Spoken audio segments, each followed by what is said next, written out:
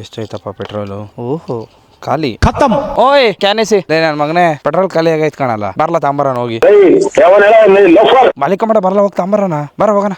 ಬರ್ತೀನ ಸಲ ಮೂಡಿತಿಯಲ್ಲೋ ಕರೆದ್ರಿ ಮಗಳ ಇದೇನ್ ಇದ್ರಲ್ಲಿ ನೀರ್ ತರದ ಅಥೋ ಇದ್ರಲ್ಲಿ ಪೆಟ್ರೋಲ್ ತರದ ನೀರ್ ಅಂತ ಇದೀನಿ ನಾನು. ಇದ್ರಲ್ಲ ಏನಿದ್ ಹಿಂಗ್ ಸ್ಮೆಲ್ ಬತ್ತೈತೆ ಒಳಗಿರೋದ ಈಚಿರೋದ ಯಾಪ ಇದ್ರೊಳಗೆ ಏನೋ ಪೆಟ್ರೋಲ್ ತಂದ್ರೆ ಅಷ್ಟೇ. ಮೊದ್ಲೇ ಈಗ ಇಂಜಿನ್ ರೆಡಿ ಮಾಡ್ಸಿದೀನಿ ಮತ್ತೆ ಇಂಜಿನ್ ಸೀಸಾ ಬಿಡ್ತದೆ. ಟಾಟಾ ಗುಡ್ ಬೈ ಗಯಾ. ಇಲ್ಲಿರ್ಲಿ ಏನ್ ಮಾಡೋದೀಗ ಏನ್ ಮಾಡೋದು ಇದ್ರಲ್ಲಿ ತಂದ್ಬಿಡೋಣ ಪೆಟ್ರೋಲ್. ನಿಮ್ಮ ಅಪ್ಪ ಕೊಡ್ತಾನೆ ಅದ ಮ್ಯಾಲಿರಂಗೈತೆ. ಅದು ಎಷ್ಟು ವರ್ಷ ಆಯ್ತು ಆ ಕ್ಯಾನು ನೋಡಿ. ಕಿನ್ಲೆ ಅವ್ರೆ ಅನಂತ ಧನ್ಯವಾದಗಳು ನಿಮ್ಗೆ. ಥ್ಯಾಂಕ್ ಯು ಚಿನ್ನ ಥ್ಯಾಂಕ್ ಯು. ಅಷ್ಟಿದ್ರೊಳಗೆ ಏನು ಇಲ್ಲ ಅಂದ್ರೆ ಸಾಕಪ್ಪ. ಕ್ರಿಸ್ಟನ್ ಕ್ಲಿಯರ್ ಪಾ. ಒಂಚೂರು ಮುಂದೆ ನಿಲ್ಸೋಣ ಟಚ್ ಕಿಚ್ ಮಾಡ್ಕೊಂಡು ಹೋಗ್ಬಿಟ್ರೆ ಸುಮ್ಮನೆ ಆಮೇಲೆ ಮಿರರಿಗೆ 1,000 ಟೋಕನ್ ಬೀಳುತ್ತೆ. ಅದಕ್ಕೆ ಮತ್ತೆ 25% ಟ್ಯಾಕ್ಸ್ ಕಟ್ತೀನಿ ಸರ್. ಅದಕ್ಕೆ ಮನೆಯಲ್ಲಿ 2 ಗಾಡಿ ಇರ್ಬೇಕಂತೆ. ಏನಕ್ಕೆ? ಒಂದ್ರಲ್ಲಿ ಪೆಟ್ರೋಲ್ ಖಾಲಿ ಆದ್ರೆ ಇನ್ನೊಂದ್ರಲ್ಲಿ ಪೆಟ್ರೋಲ್ ತರಕ್ಕೆ. ನಮ್ಮಪ್ಪ ಹೆಂಗ್ ಚಚಾಡ್ಬಿಡೈತೆ ಅಂದ್ರೆ ಸ್ಪೀಡೋಮೀಟರ್ನೇ ಸತ್ತೋಗ್ಬಿಡೈತಿದ್ದು ಆ ಲೆವೆಲಿಗೆ ಚಚಾಡ್ಬಿಡೈತೆ ನಮ್ಮಪ್ಪ. ಮಗನೇ ಅಲ್ಲ ನೀನು ಬೋಳಿ ಮಗ ಅಂತ.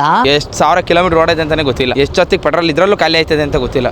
ಓಹೋ ಫಸ್ಟ್ ಟೈಮ್ ಪೆಟ್ರೋಲ್ ಅಂಗಡಿ ತೆಗ್ದೈತಪ್ಪ ಇದು. ಪೆಟ್ರೋಲ್ ಅಂಗಡಿ ಅಂತ ಪೆಟ್ರೋಲ್ ಬಂಕು ಬರೀ ಇಂಥದೆಯಾ? ವಿಕ್ಕಿ ವ್ಲಾಗ್ಸ್ ಅಂತ. ಅದಕ್ಕೆ ನಂಗೆ ಗಾಡಿ ಪೆಟ್ರೋಲ್ ಖಾಲಿ ಆಗುತ್ತೆ ಅದಕ್ಕೆ ತಾಂಡೋಗ್ತಾ ಇದ್ದೀನಿ. ಅರ್ಥ ಆಯ್ತು ಅನ್ಸುತ್ತೆ. ಇಲ್ಲ ಆತರ ಕೊಡೋರಷ್ಟೆಲ್ಲ ದೊಡ್ಡವರಲ್ಲ ನಾವು. ನಾವು ಹಾಕ್ಸ್ಕೊಂಡ್ರೆ ಸಾಕಾಗೈತೆ. ಸರಿ ಬ್ರೋ ಸಿಗದ ಪರವಾಗಿಲ್ಲ. ಜೋರಾಗಿ ಹೋಯ್ತಾ ಇದೆ ಇದು ಗಾಡಿ. ರಾಯಲ್ ಎನ್ಫೀಲ್ಡ್ ಅಷ್ಟೇ ಅನ್ಸುತ್ತೆ ಜೋರಾಗಿ ಹೋಗಲ್ಲ. ನನ್ನ ಮಗ ಸುತ್ತಿ ಬಳಸಿ ಎಲ್ಲಿಗೆ ಬರ್ತಾವನೆ ಅಂತ ನಂಗೆ ಗೊತ್ತು. ತಗೋಕಿ ಏನಪ್ಪ ಇದು ನನಗೆ ರಿವರ್ಸ್ ಆಯ್ತಿದ್ದು. ಒಳಗೆ ಥೋ ಏನಿದು ನನಗೆ ಬರ್ತೈತಲ್ಲ ವಾಪಸ್ಸು. ಹೋಗು ಹಂಗೆ ಕುಡಿತಾನೆ ಇರು. ಏನೋ 45 ಮೈಲೇಜ್ ಕೊಡ್ಬೇಕನ್ನೋದು ಮಾನ ಮರ್ಯಾದಿಲ್ಲ ನನಗೆ. ಕುಡ್ದಿನೇ ಸಹಾಯ ಆಗ್ಬಿಡ್ತೀನಿ ನನ್ನ ಕುಡ್ಕಿ. ನಮಸ್ಕಾರ ಗುರು ಎಲ್ರಿಗೂ. ಮೊದಲನೇ ವಿಡಿಯೋಗೆ ನಿಮಗೆಲ್ಲ ಸುಸ್ವಾಗತ.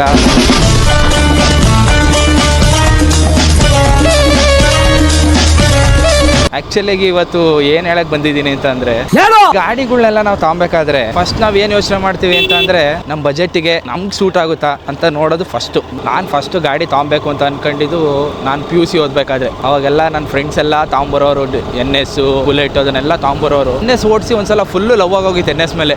NS ತಾಳನ ಪ್ರಪಂಚ ತಲೆಕೆಳಗಾರು ಸರಿ ಇವತ್ತು ರಾತ್ರಿ ಅವಳು ನಂಗೆ ಬೇಕು. ಅವಾಗ ಏನು 10 to 120 ಒಳಗಿತ್ತು. ಮನೇಲಂತೂ ಕೊಡ್ಸಲ್ಲ ಗೊತ್ತಾಗೋಯ್ತು ನನಗೆ. ಒಂದು ನಾನೇ ದುಡ್ಡು ತಗೊಬೇಕು. ಸಿನ್ಸಿಯರ್ ಆಗಿ 1 ವರ್ಷ ಕಂಟಿನ್ಯೂಸ್ ಆಗಿ ಅಂದ್ರೆ part time full time Zomato delivery boy ಕೆಲಸ ಮಾಡಿದೆ. ಮೇ ಬಿ ಆಲ್ಮೋಸ್ಟ್ ಅಲ್ಲಿ 1 ವರ್ಷ ಕೆಲಸ ಮಾಡಿದೆ ಕಂಟಿನ್ಯೂಸ್ ಆಗಿ. ಈಗ ನನ್ನಂತ ಯಂಗ್ಸ್ಟರ್ಸ್ ಏನಪ್ಪ ಇವಾಗ ಫಾರ್ ಎಕ್ಸಾಂಪಲ್ ಕಾಲೇಜಿಗೆ ರಜಾ ಸಿಕ್ತು ಏನೋ ಆರಾಮಾಗಿ ಮಜಾ ಮಾಡೋಣ, ಅಲ್ಲಿ ಇಲ್ಲಿ ಹೋಗೋಣ, ಮೂವಿಗೆ ಹೋಗೋಣ, ಮಾಲ್ಗೆ ಹೋಗೋಣ ಆ ಥರ ಇರ್ತಾರೆ. ಬಟ್ ಆದ್ರೆ ನಾನು ಆ ಥರ ಅಲ್ಲ. ಕಾಲೇಜಿಗೆ ರಜಾ ಸಿಕ್ತು ಅಂದ್ರೆ ಒಂಥರ ಖುಷಿ. ಹೆಂಗೆ ಅಂತಂದ್ರೆ ಇವತ್ತು ಹೋಗ್ಬೋದಲ್ಲಪ್ಪ, ಫುಲ್ ಕೆಲಸ ಮಾಡ್ಬೋದು ಇವತ್ತು. ಇವಾಗ ನಾನು ಎಷ್ಟೋ ದಿವಸಕ್ಕೆ ತಗೊಬೇಕು ಅನ್ಕೊಂಡಿರ್ತೀನಿ ಗಾಡಿ. ಬಟ್ ಅದು 2 ದಿನ ಮೈನಸ್ ಆಗುತ್ತಲ್ಲ ನನಗೆ. ಸದ್ಯಕ್ಕೆ ಹೊಸದಂತೂ ತಾಳಕ್ಕಾಗಲ್ಲ ಗೊತ್ತಾಯ್ತು ನನಗೆ. ಅಟ್ಲೀಸ್ಟ್ ಹೊಸ ತಾಳಕ್ ಆಗಿಲ್ಲ ಅಂದ್ರೂ ಸೆಕೆಂಡ್ ಹ್ಯಾಂಡ್ ಆದ್ರೂ ತಾಳೋಣ ಅಂತ ಅನ್ಬಿಟ್ಟು ಹಂಗು ಹಿಂಗು ಏನೇನೋ ಮಾಡಿ ಇಷ್ಟೋ ಎಲ್ಲ ದುಡ್ಡು ಒಂದ್ ಸ್ವಲ್ಪ ಎಲ್ಲ ಜೋಡಿಸಿ ಕೊನೆಗೂ ಒಂದು ಅಮೌಂಟ್ ಸೆಟ್ ಆಯ್ತು. ಇವಾಗ ಸೆಕೆಂಡ್ಸ್ ಗಾಡಿ ತಗೊಬೇಕು. ಫಸ್ಟ್ ತುಮಕೂರು ಲೋಕಲ್ ಅಲ್ಲೆಲ್ಲ ಹುಡುಕ್ಸ್ದೆ. ಯಾರ ಹತ್ರನು ಒಬ್ಬರ ಹತ್ರನು RS ಇಲ್ವೇ ಇಲ್ಲ. ಸೆಕೆಂಡ್ ಹ್ಯಾಂಡ್ ಡೀಲರ್ಸ್ ಹತ್ರ OLX ಅಲ್ಲಿ ನೋಡೋಣ ಅಂತ ಚೆಕ್ ಮಾಡಿದೆ. ನನಗೆ ಬೇಕಿದ್ದು ಸಿಂಗಲ್ ಓನರ್ ಗಾಡಿ ಬೇಕಿತ್ತು. ಒಂದ್ಸಲ ಒಂದ್ ಗಾಡಿ ಸಿಕ್ತು ಸಿಂಗಲ್ ಓನರ್ ಗಾಡಿ, ಹಾಸನ್ ರಿಜಿಸ್ಟ್ರೇಷನ್. ಆ ಗಾಡಿ ನಂಬರ್ ಹಾಕಿ ಒಂದ್ಸಲ ಚೆಕ್ ಮಾಡಿಸಿದ್ವಿ. ಎಲ್ಲಿ ಬಜಾಜ್ ಶೋರೂಮ್ ಕುಣಿಗಲಲ್ಲಿ ಸರ್ವಿಸ್ ಹಿಸ್ಟ್ರಿ ಚೆಕ್ ಮಾಡಿಸಿದ್ವಿ. ಸರ್ವಿಸ್ ಹಿಸ್ಟ್ರಿ ಚೆಕ್ ಮಾಡಿಸಿದಾಗ ಗೊತ್ತಾಯ್ತು ನಮ್ಗೆ ಹೋಗಕ್ಕಿಂತ ಮುಂಚೆನೆ ಇದು ಗಾಡಿ 0 ಕಿಲೋಮೀಟರ್ ಅಲ್ಲೇನೆ ಸರಿಯಾಗಿ ಬಿದ್ದವನೆ. ಯಾವ ಲೆವೆಲ್ಗೆ ಬಿದ್ದವನೆ ಅಂತಂದ್ರೆ ಆಲ್ಮೋಸ್ಟ್ ಅಲ್ಲಿ 40 ಇಂದ 50 ಸಾವಿರ ಖರ್ಚು ಮಾಡೋಣ ಅವಾಗ್ಲೇನೆ. ಏನಪ್ಪಾ ಇಂಥ ಗಾಡಿನ ತಾಣಕ್ ಹೋಗ್ಬೇಕಾ ಅಂತ ಅನ್ಸ್ತಿತ್ತು ಒಂದ್ ಕಡೆ ಮನ್ಸಲ್ಲಿ. ಬಟ್ ಆದ್ರೂ ಪರವಾಗಿಲ್ಲ ಒಂದ್ಸಲ ನೋಡ್ಕೊಂಬರೋಣ. ಹಾಸನ್ ಹುಡುಗ ಏನೋ ಮೇ ಬಿ ಫ್ಯಾಕ್ಟ್ರಿ ಅವನು ಅನ್ಸುತ್ತೆ. ಬಂದ ಈಚೆ ಊಟದ ಟೈಮಿಗೆ ಹೋಗಿದ್ವಿ ಹಾಸನ್ಗೆ. ಗಾಡಿ ಓಡಿಸಿ ನೋಡ್ತೀವಿ RS 200 ಫೀಲೇ ಬರ್ತಲ್ಲ ಆ ಗಾಡಿ. ಕೊನೆಗೆ ನಾವು ತಗೊಳ್ಳಿಲ್ಲ, ವಾಪಸ್ ಬಂದ್ಬಿಟ್ವಿ. ನಮಗೂ ಹಾಸನಲ್ಲಿರೋ ಗಾಡಿಗೂ ಯಾಕೋ ಆಗ್ಬಾರಲ್ಲ ಅಂತ ಬಂದ್ಬಿಟ್ವಿ. ಹೀಗೆ ಮತ್ತೆ ಇನ್ನೊಂದ್ 2 ತಿಂಗಳು ಕಳೀತು. ನೋಡ್ತಾ ಇದ್ದೆ ಗಾಡಿಗಳನ್ನ. ನೋಡ್ತಾ ನನಗೆ OLX ಅಲ್ಲಿ ಈ ಗಾಡಿ ಕಣ್ಣಿಗೆ ಬಿತ್ತು. ನನ್ನ ಹತ್ರ ಪ್ರೆಸೆಂಟ್ ಆಗಿರೋ ಗಾಡಿ. ಈ ಗಾಡಿ ರಿಜಿಸ್ಟ್ರೇಷನ್ ಬಂದು KA13.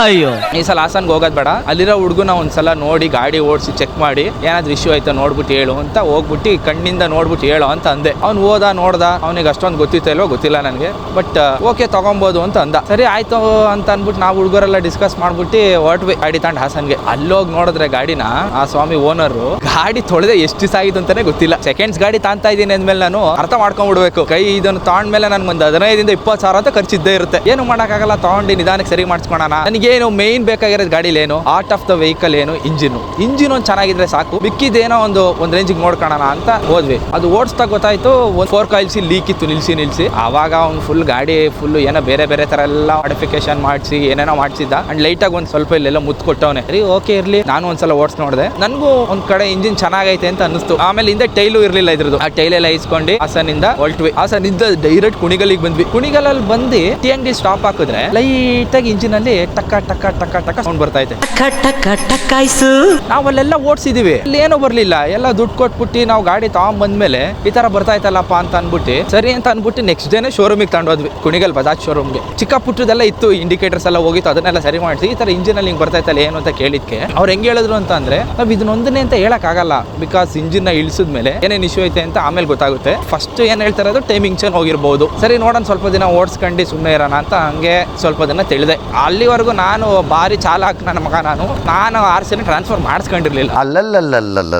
ಯಾಕೆ ಅಂತ ಅಂದ್ರೆ ಗಾಡಿ ಕೊನೆಯವ್ರಿಗೆ ಇದು ನನ್ನ ಹತ್ರ ಇರುತ್ತಾ ಇಲ್ಲ ಮಾರ್ಬೇಕಾ, ಮತ್ತೆ ಮಾರಕ್ ಹೋದ್ರೆ ಮತ್ತೆ ಫಸ್ಟ್ ಓನರ್ ಗಾಡಿ, ಮತ್ತೆ ನಾನ್ ಮಾಡಿಸ್ಕೊಂಡ್ರೆ ಸೆಕೆಂಡ್ ಓನರ್ ಆಗಿ ಹೋಗ್ತೀನಿ, ಮತ್ತೆ ಅವರು ಯಾರನ್ನ ತಗೊಳೋರು ಥರ್ಡ್ ಓನರ್ ಆಗ್ಬಿಡ್ತಾರೆ ಅಂತ ಅಲ್ಲಿ ಯೋಚನೆ ಮಾಡಿ ನಾನು ಮಾಡಿಸ್ಕೊಂಡಿರ್ಲಿಲ್ಲ ಗಾಡಿನ. ಓಡಿಸ್ತಾ ಏನಾಗಲ್ಲ ಬಿಡು, ಇಂಜಿನ್ ಬರೀ ಹೀಟ್ ಆದಾಗ ಅಷ್ಟೇ ಅಲ್ವಾ ಬರ್ತಾ ಇರೋದು ಅಂತ ಅನ್ಕೊಂಡು ನಾನು ಸುಮ್ಮನಿದ್ದೆ. ಆಮೇಲೆ ಹೋಗ್ತಾ ಏನಾಯ್ತು ಅಂತಂದ್ರೆ 6000 RPM ಗೆ ಗಾಡಿ ಆಫ್ ಆಗೋಕೆ ಶುರು ಆಯ್ತು. ಈಗ ಫಾರ್ ಎಕ್ಸಾಂಪಲ್ ಹೊಡೆದ್ರೆ 6000ಕ್ಕೆ ಕಟ್ ಆಫ್ ಇಂಜಿನ್ ಪಟ್ಟಂತ ಆಫ್ ಆಗ್ತಿತ್ತು. ಹಂಗೆ ಏನಾಗ್ತೈತೆ ಇದು ಗೊತ್ತಾಗ್ತಾ ಇಲ್ಲ ನನಗೆ ಫುಲ್ ಭಾರಿ ತಲೆ ಕೆಟ್ಟೋಯ್ತು. ನಾನು ಕಷ್ಟಪಟ್ಟು ದುಡ್ದು ಥರದೊಂದು ಗಾಡಿ ತಗೊಂಡ್ರೆ ಈ ಥರ ಎಲ್ಲ ಆಗೋಯ್ತಲ್ಲ ಅಂತ ಸಖತ್ ಬೇಜಾರಾಗೋದು ಮನಸ್ಸಿಗೆ.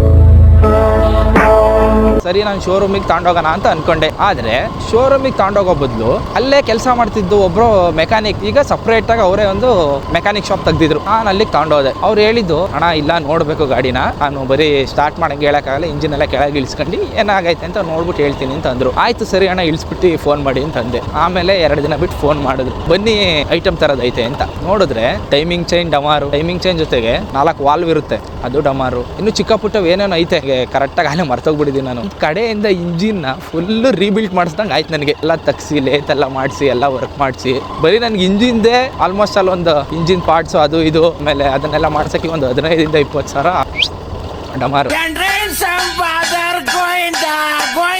ಇದು ಸಿಕ್ಕಾಪಟ್ಟೆ ಖರ್ಚು ಮಾಡೋದೈತೆ ಗಾಡಿಗೆ. ಏನಿಲ್ಲ ಅಂದ್ರೆ ಇನ್ನೊಂದು 15-20,000 ಖರ್ಚೈತೆ. ನೋಡ್ರಿ ಇಲ್ಲಿ ಸಿಂಬಲ್ ಕಾಣಿಸ್ತಾ ಇರ್ಬೋದು, ಇದು ಇಂಜಿನ್ದು ಸಿಂಬಲ್ ಬರ್ತಾ ಐತೆ. ಏನಕ್ಕೆ ಅಂತ ನಾನು ECU ಸ್ಕ್ಯಾನ್ ಮಾಡಿಸ್ತಾ ಗೊತ್ತಾಯ್ತು ನನಗೆ O2 ಸೆನ್ಸರ್ ಹೋಗೈತೆ, ಅದೊಂದು ಚೇಂಜ್ ಮಾಡಿಸ್ಬೇಕು. ಮತ್ತೆ ಥ್ರಾಟಲ್ ಬಾಡಿಲಿ ಒಂದು ಚಿಕ್ಕದಾಗ ಒಂದು ಸೆನ್ಸರ್ ಬರುತ್ತೆ, ಅದು ಹೋಗಿರಂಗೈತೆ ಗೊತ್ತಿಲ್ಲ. ಅದಾದ್ಮೇಲೆ ABS ವರ್ಕ್ ಆಗ್ತಾ ಇಲ್ಲ. ABS ಮೋಟ್ರ್ ಚೆನ್ನಾಗೈತೆ, ಮೇ ಬಿ ಹಿಂದೆ ಸೆನ್ಸರ್ ಹೋಗಿರ್ಬೋದು, ಅದೊಂದು ಚೇಂಜ್ ಮಾಡಿಸ್ಬೇಕು. ಅಷ್ಟು ಚೇಂಜ್ ಮಾಡಿಸಿದ್ರೆ ರನ್ನಿಂಗ್ ಕಂಡೀಷನ್ ಏನೂ ಪ್ರಾಬ್ಲಮ್ ಇಲ್ಲ ಗಾಡಿಗೆ. ಅದನ್ನ ಬಿಟ್ಟು ಚಿಕ್ಕ ಪುಟ್ಟ ಫೇರಿಂಗ್ಸ್ ಅದೆಲ್ಲ ಊಸ್ಟ್ ಆಗಿದೆ, ಅದೆಲ್ಲ ಏನು ಮಾಡೋಕ್ಕಾಗಲ್ಲ. ನಾನು ಕೊನೆಗೆ ಏನು ಹೇಳ್ತೀನಿ ಅಂತಂದ್ರೆ ತುಂಬಾ ಕೇರ್ಫುಲ್ ಆಗಿರ್ಬೇಕು ನೀವು ಸೆಕೆಂಡ್ಸ್ ಗಾಡಿ ತಗೊಬೇಕಾದ್ರೆ. ಕೆಲವೊಂದು ಚಿಕ್ಕದೆಲ್ಲ ಏನೂ ಆಗಲ್ಲ ಅಂತ ಸುಮ್ಮನೆ ಇದ್ದು ಕೊನೆಗೆ ಸಿಕ್ಕಾಪಟ್ಟೆ ಹೊಡ್ತಾ ಬರುತ್ತೆ. ಅದರಲ್ಲೂ ನೀವು ಮೇನ್ ಏನಾದ್ರು ಇಂಜಿನಲ್ಲೇ ಮೇನ್ ಇಶ್ಯೂ ಐತೆ ಅಂತ ಅಂದ್ರೆ ಸ್ಟಾರ್ಟಿಂಗ್ ಅಲ್ಲೇ ಸಾಲ್ವ್ ಮಾಡ್ಕೊಂಡ್ಬಿಡಿ ಅದನ್ನ. ಮತ್ತೆ ಅದು ದೊಡ್ಡದಾಗೋವರೆಗೂ ಒಂದರಿಂದ ಒಂದು ಎಲ್ಲಾದು ಇಂಟರ್ ಕನೆಕ್ಷನ್ ಇರುತ್ತೆ. ಒಂದೇನೋ ಹೋಗೋದು ಬಿಡಿ, ಇನ್ನೊಂದು ಸ್ವಲ್ಪ ದಿನ ಆದ್ಮೇಲೆ ಮಾಡಿಸ್ಕೊಳೋಣ ಅಂದ್ರೆ ಅದರಿಂದ ಅಲ್ಲೇ ಇನ್ನೊಂದಕ್ಕೆ ಎಫೆಕ್ಟ್ ಆಗ್ತಾ ಇರುತ್ತೆ. ಕಷ್ಟಪಟ್ಟು ದುಡ್ದಿರ್ತಿರೋ ಇಲ್ಲ ಹೆಂಗೋ ಏನೋ ಗೊತ್ತಿಲ್ಲ, ದುಡ್ಡೇ ಬೆವರು ಸೃಷ್ಟಿ ಸಂಪಾದನೆ ಮಾಡೋ ದುಡ್ಡು ಸರ್. ಸೆಕೆಂಡ್ ಹ್ಯಾಂಡ್ ಗಾಡಿ ತಗೊಬೇಕಾದ್ರೆ ದಯವಿಟ್ಟು ನೋಡಿ ತಗೊಳ್ಳಿ, ಓಕೆನಾ? ಒಂದೆಲ್ಲ ಡೈಲಾಗ್ ಹೊಡಿತಿದ್ಯಲ್ಲ, ನೀನೇನು ಸೂಪರ್ ಬೈಕ್ ಆಯ್ತಾ ನಿನ್ನ ಹತ್ರ? ಏನಿಲ್ವಲ್ಲ, ನಿನ್ನ ಹತ್ರ ಇರೋದು ನಾರ್ಮಲ್ ಗಾಡಿ